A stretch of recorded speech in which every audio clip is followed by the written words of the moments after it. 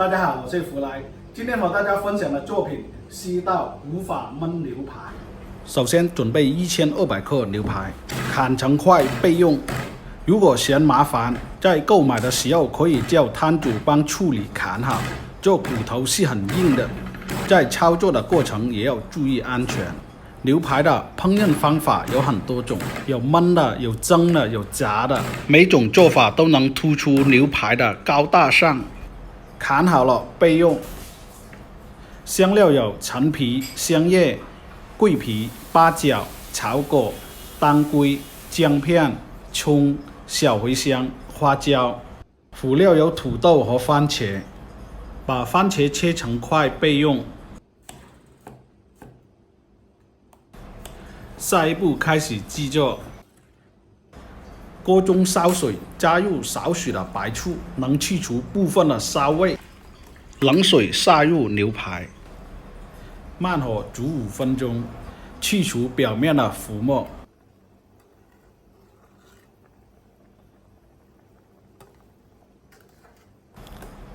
焯好水，捞出备用。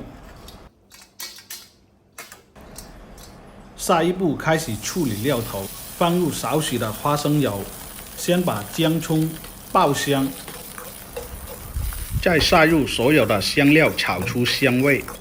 炒过的香料能在焖制的过程中，香味更快的挥发出来，让牛排更快的入味。加入少许的米酒增香，再加入3斤的清水。水开后开始调味，放入20克生抽、20克番茄酱、10克蚝油、香醋15克、白糖15克、料酒10克、盐5克。把调好味的汤汁倒进铁锅里，用铁锅焖制出来的牛排更香，味道更独特。如果没有铁锅，也可以用砂锅或者高压锅来代替。加入番茄和牛排，这是最传统的烹饪制作方式。盖上锅盖，慢火焖90分钟。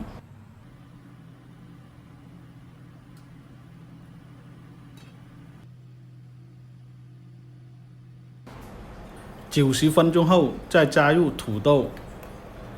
再焖30分钟。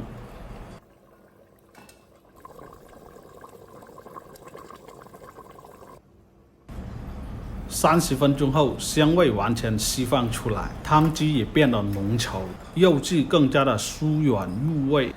一道带有酸甜味的顶锅牛排已制作完成。感谢大家的支持和分享，谢谢。